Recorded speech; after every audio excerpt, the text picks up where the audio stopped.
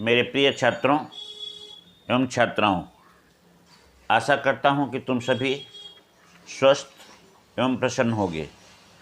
आज के इस वीडियो में मैं तुम्हें साहित्य सागर, हिंदी साहित्य सागर के अपना अपना भाग्य नामक पाठ का एक्सरसाइज कराने जा रहा हूं। इसके लेखक जैनेंद्र कुमार जी हैं। इसके पहले के वीडियो में मैंने तुम्हें इस पाठ का एक्सरसाइज 2 किया था। आज उसके आगे के कुछ एक्सरसाइज अवतरणों पर आधारित तुम्हें कराने जा रहा हूँ। ध्यान से वीडियो को देखना, उसे सुनना और अपने कॉपी में उसे नोट करना। अब यहाँ पे तुम्हारा जो अवतरणों पे आधारित प्रश्न होता है उसका मैं लाइनिंग कर रहा हूँ। लाइनिंग है तुम्हारा, कुहरे की सफ़ेदी में कुछ ही हाथ दूर से एक काली सी मूर्ति हमारी तरफ आ रही थी। मैंने कहा होगा कोई। ध्यान देना, यहाँ पे पहला प्रश्न जो होगा वह तुम्हारा प्रश्न होगा, नोट करोगे, एक काली सी मूर्ति किसकी तरफ संकेत करती है। तो एक काली सी मूर्त के माध्यम से लेखक उस पहाड़ी बालक की ओर संकेत करता है। काली मूरत से अभिप्राय उस पहाड़ी लड़के से है जो कोहरे की सफ़ेदी में कुछ ही हाथ दूर से एक काली सी मूरत के रूप में आगे आता हुआ परछाई के रूप में दिखाई देता है। प्रश्न नंबर 2 लिखोगे, उसकी आयु तथा आकृति कैसी थी। उसकी आयु तथा आकृति कैसी थी। ध्यान देना, यहाँ पे लेखक ने उस पहाड़ी लड़के की आयु के विषय में जिज्ञासा किया है। तो लेखक ने तथा उसके मित्र, लेखक का मित्र जो बेंच पे बैठा हुआ है, चुंगी के पास टंगी हुई लालटेन के प्रकाश में देखा कि कुछ ही दूरी से एक काली सी मूर्ति उसकी तरफ आती हुई दिखाई देती है। वह काली सी मूर्ति उस पहाड़ी लड़के की है जो गरीब, असहाय और निर्धन है। उसकी उम्र 10 से 12 साल की रही होगी। उस लड़के का रंग गोरा था, परंतु मैल से वह काला पड़ गया है। आंखें बड़ी बड़ी है, लेकिन बहुत दिनों से लगता है भोजन न मिलने के कारण कमज़ोर होने पर उसकी आंखें सूनापन की गहराई से दबी हुई है। माथे पे बूढ़े बुजुर्ग लोगों के जैसा झुर्रियाँ पड़ गई है। वह गरीबी से सताया हुआ बालक दौड़ता भागता हुआ उस काली अंधेरी में सड़क पर आता हुआ दिखाई देता है। उसे देखकर लेखक तथा लेखक के मित्र को ऐसा लगता है कि जैसे उसका जीवन कष्ट में बीत रहा हो और जीवन से वह तंग आकर के मानो वह भाग रहा हो। अब इस पर प्रश्न 3 होगा, जरा सी उम्र में उसकी मौत से पहचान कैसे हो गई। फिर से प्रश्न देख लो, जरा सी उम्र में उसकी मौत से पहचान कैसे हो गई। लेखक के मित्र ने जब उससे पूछा कि क्या वह अकेला भाग करके आया है, तो उसने कहा नहीं, उसके साथ एक साथी उसके साथ एक और उसका साथी उसी गांव का था। वह उम्र में लड़के से बड़ा था। वे दोनों नैनीताल में आए हुए थे, परंतु अब वह लड़का अर्थात उसका साथी नहीं रहा। लेखक के पूछने पर नहीं रहा का मतलब क्या होता है? कहाँ गया? उसने कहा, साहब ने मारा था। साहब ने मारा था। साहब के मारने से वह मर गया। इस तरह से अब वह उसका साथी नहीं रहा। लेखक को यह दुखद समाचार सुनकर के बहुत अफसोस होती है, ग्लानि होता है, और उसने आश्चर्य करते हुए कहा, बस यही जरा सी उम्र में उसकी पहचान मौत से हो गई। इसका चौथा प्रश्न है, लेखक का मित्र उसे लेकर के किसके पास आया? फिर से प्रश्न सुन लो। लेखक का मित्र उसे लेकर के किसके पास आया? लेखक का मित्र उस पहाड़ी बालक को लेकर के अपने अभिन्न दोस्त साथी वकील मित्र के पास आया, क्योंकि वकील साहब को एक नौकर की आवश्यकता थी, जिसे उन्होंने उस लेखक के मित्र को पहले बता रहा था। लेखक ने समझा कि जब वकील साहब को नौकर की ज़रूरत थी, उन्होंने उनसे नौकर देने की बात कही थी, तो यह बालक उनके यहाँ यदि नौकरी करता है तो क्या हर्ज है, अच्छा है, कम से कम एक व्यक्ति को नौकरी तो मिल जाएगी। इसलिए वह अपने साथ उसे ले करके अपने मित्र वकील के पास गया।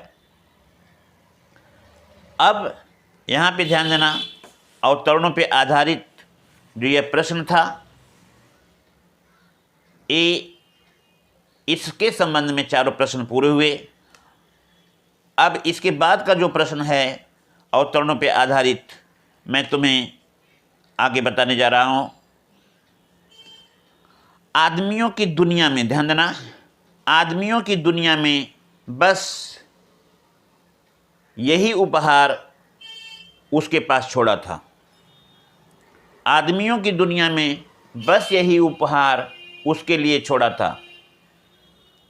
अब इस पर प्रश्न लिखोगे, लड़का कौन था और उसके पास कौन सा उपहार किसने छोड़ा?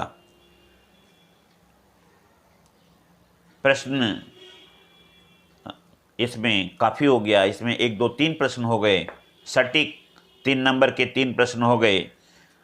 तो हम तुम्हें बताएंगे, वह निर्धन पहाड़ी बालक था,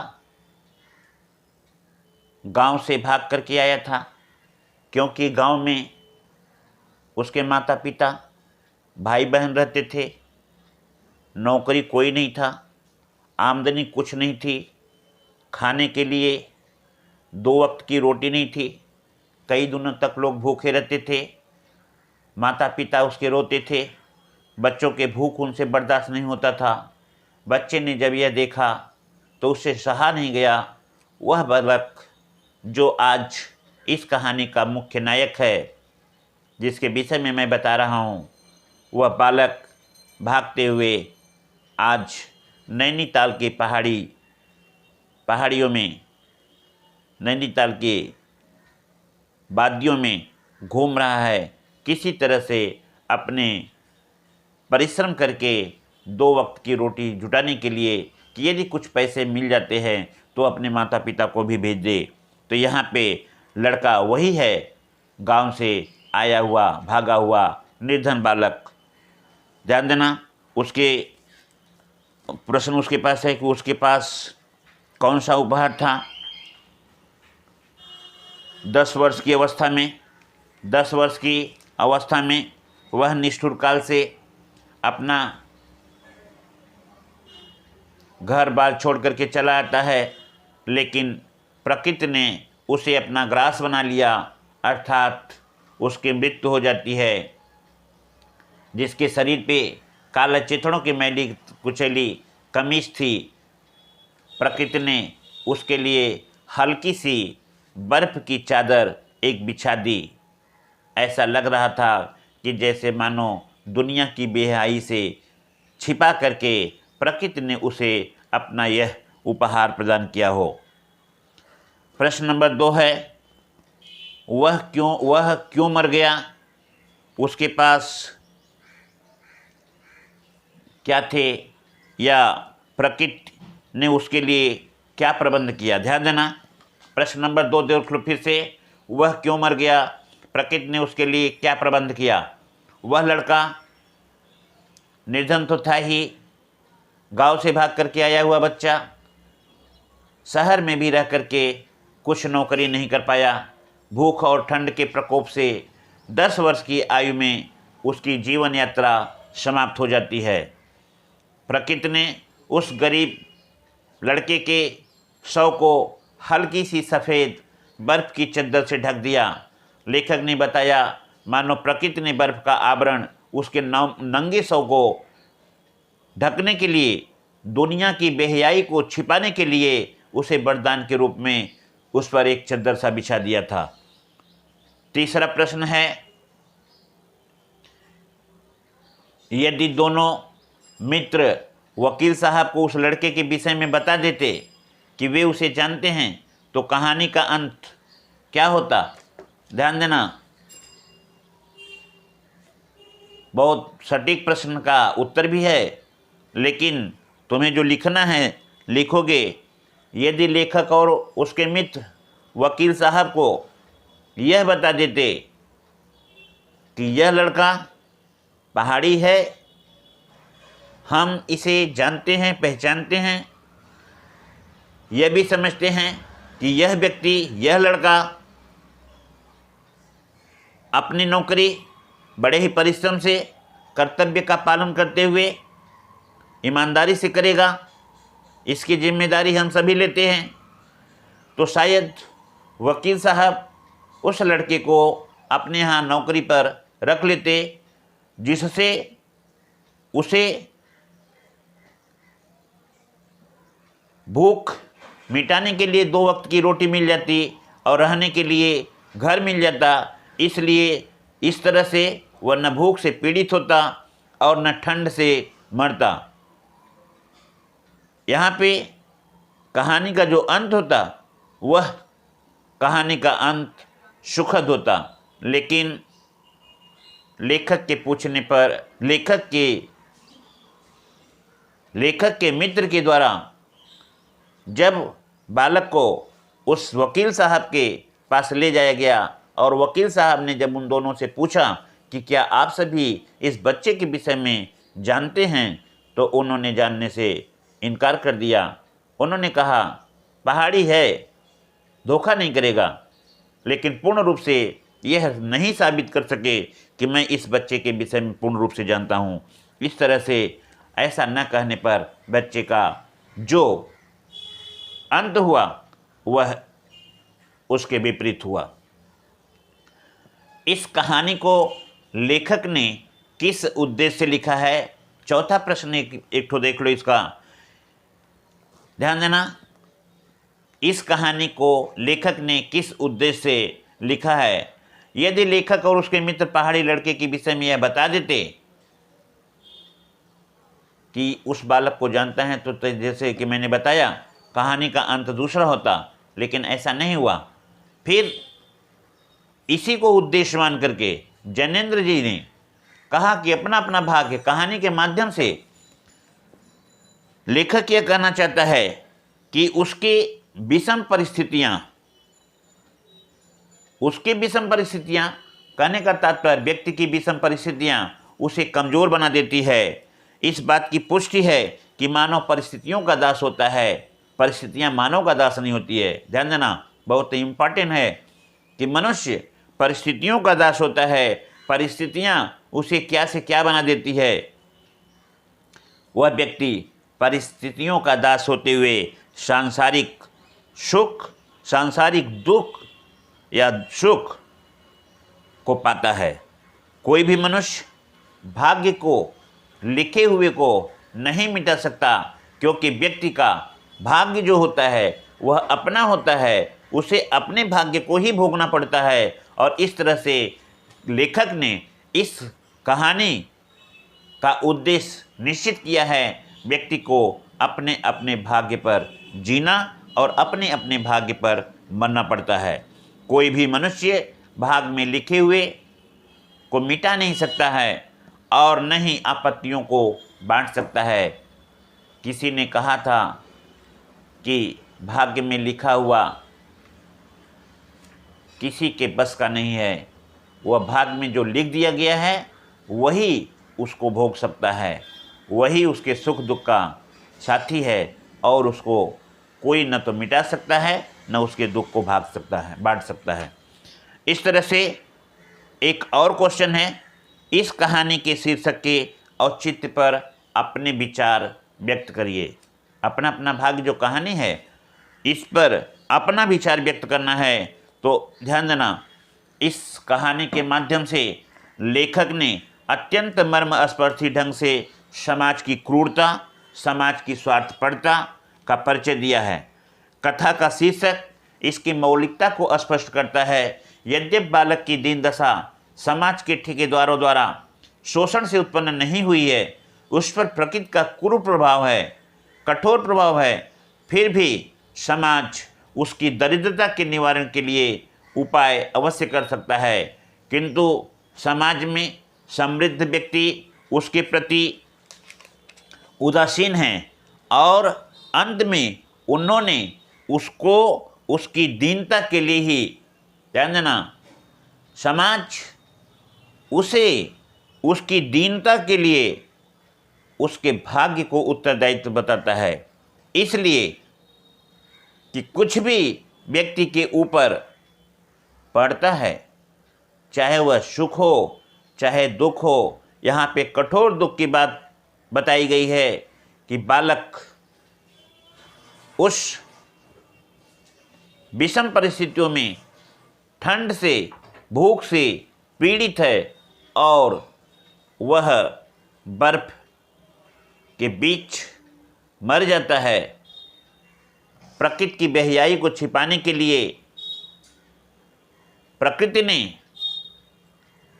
ने मानव के द्वारा जो उपाय क्रियाकलाप किया जाना चाहिए न होने पर प्रकृति ने अपना उपहार स्वरूप उसे बर्फ की चद्दर में लपेट दिया, मानो वही उसके आवरण से उसे ढक दिया और इस तरह से उस बालक का जो है मृत्यु हो जाता है। यहाँ पे कवि ने, लेखक ने इसी उद्देश्य को लेते हुए बताया है कि व्यक्ति का अपना भाग्य सब कुछ होता है, मनुष्य परिस्थितियों का दास होता है, अपने भाग्य का दास होता है। और इस तरह से यह कहानी अपना अपना भाग्य शीर्षक की जो सार्थकता है वह पूर्ण रूप से चरितार्थ होती है। एक सेकंड और थोड़ा सा ध्यान दे दो तुम लोग कि जो मैंने तुम्हें इसे बताया है उस कहानी के, ध्यान देना, प्रश्न उत्तर को अपने कॉपी में नोट करोगे। किस तरह से कहानी को हम अपने कॉपी में बनाएंगे इसे तुम्हें मैंने पहले ही बता दिया। फिर भी कहानी एक कॉपी लोगे, कॉपी में पाठ के माध्यम से पहला पाठ, दूसरा पाठ, तीसरा पाठ जैसा भी है तुम उसको देखते जाओगे और जिस पाठ का नहीं हुआ है तुम उसके अपने करते रहोगे, क्योंकि पहले भी बता चुके हैं। अभी तो इन एक्सरसाइजों का महत्व तुम्हारे लिए काफ़ी बढ़ जाएगा। और प्रोजेक्ट के विषय में भी तुमको बताए थे कि प्रोजेक्ट अभी 20 नंबर का हो गया है, तो अब इन कॉपी पे और ध्यान दिया जाएगा। तुमने साल भर में, वर्ष भर में कितने काम किए, क्या तुम्हारा जो है प्रोग्राम था और तुमने किस तरह से अपने कॉपी को सजाया है, संवारा है, तो इस तरह से तुम अपने कॉपी में इसको नोट करते चलोगे। समय कम है और काम ज़्यादा है, लेकिन इन्हीं के बीच में तुम्हें अपने कर्तव्य का पालन करते हुए काम को पूरा करना है। तो इस तरह से तुम इस अपना अपना भाग्य कहानी का एक्सरसाइज अच्छे ढंग से लिखते रहोगे। यदि कुछ कठिन प्रश्न हो या कोई शब्द हो तो तुम पूछ सकते हो। इसके अलावा भी मैं तुम्हें बताना चाहता हूँ कि थोड़ा सा अपना वर्कबुक लेना, अभ्यास पुस्तिका लेना। अभ्यास पुस्तिका में भी तुम्हें कुछ हिंट दिया गया है, उससे भी अपना तुम 2-4 ठो एक्सरसाइज अपना करते रहना। इस तरह से तुम देखोगे कि तुम्हारा जो है उस पाठ का एक्सरसाइज परफेक्ट हो जाएगा, तुम्हें अच्छे ढंग से समझ में आ जाएगा और एक बार रिवीजन करने पे तुम्हें बोर्ड की तैयारी के लिए सरलता होगी। तो इस तरह से तुम्हारा यह आज एक्सरसाइज पूरा हुआ। मैं यहीं पे अपने इस एक्सरसाइज के वाचन या व्याख्या का विराम देता हूं और तुम सभी को धन्यवाद देता हूं। धन्यवाद।